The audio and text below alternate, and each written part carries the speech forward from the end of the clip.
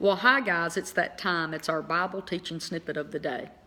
We're going to pick up talking about our words and our imagination and how strong they are. Before I go into the Old Testament and show you a really mind-blowing example of words and imagination, I first want to go back and read to you Ephesians chapter 3, verse 20. Yesterday, I all but broke that down word for word for you. Today, I just want to read it in the Amplified version so you can get even the more impact of what your mind, your thinking, what you think about, and the words that you speak, how powerful they are. Here we go.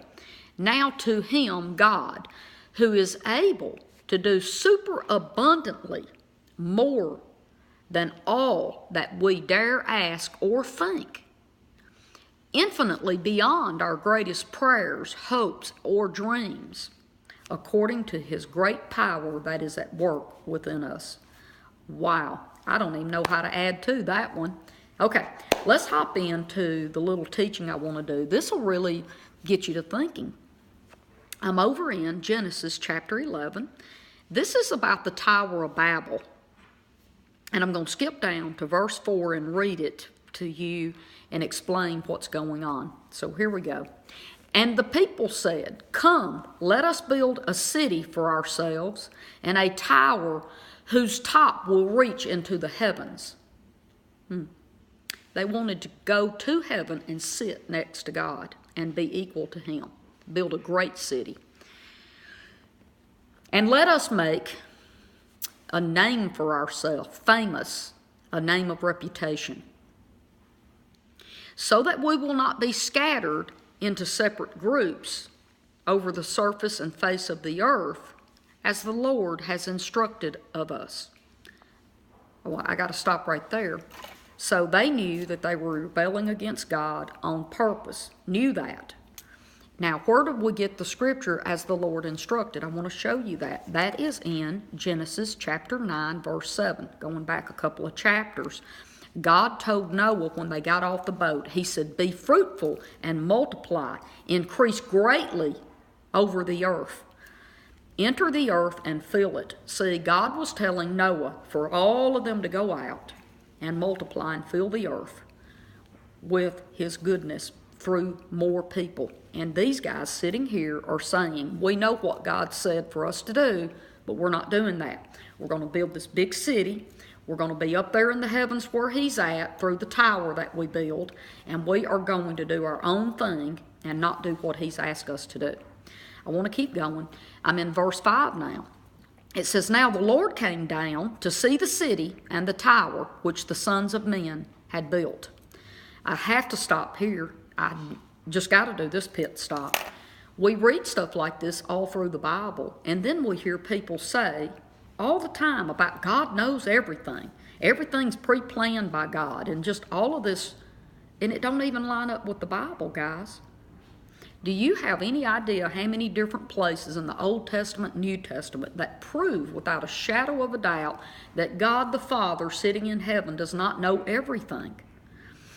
One of my favorite examples is the story of Sodom and Gomorrah. God says, "I am sending down to find out and see if the cries that I hear here in heaven are true." So he sends the 3 angels. One of them was Jesus, and the other 2 were angels. But anyway, so we see that God sent them down to investigate what he was hearing. Okay, let me keep going on this.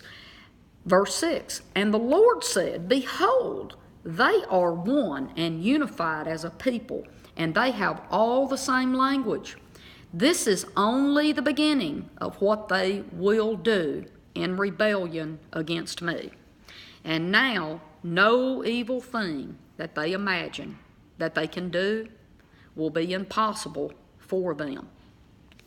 That's the scripture, the verse that I want to talk about just a little bit. It says that their language, what they're saying, is the beginning of what they will be able to do in rebellion against God, and that no evil thing that they think and imagine, that they conceive. Remember, I told you that the word imagine is the same word as conceive. So, no evil thing that they conceive will be impossible for them to give birth to. So God steps in and he gives them all different languages, which makes them not want to live around each other anymore, and it disperses the people across the earth and does exactly what he asked Noah and his sons to do in the beginning. I think our takeaway on this is that when we start speaking words, they're powerful. When we imagine things and start speaking about the things that we're thinking about, it actually happens. And see, I want to talk to you a little bit before I let you go today, that if you're thinking bad things and speaking it, it's going to happen. Right there, it's in Genesis chapter 11. God said it. But on the same level, if you start thinking good things and speaking good things, those are going to happen even more than evil, because God's power can multiply. Going back to that Ephesians chapter 3 verse 20, his power of goodness can work in your life if you will think good things and speak good things over yourself and over other people, and see God's goodness multiply. Well, God bless you, and I'll see you again right here on Facebook. Now, you know I'm not going to be here tomorrow because it's Sunday, but I'll see you on Monday. Bye-bye.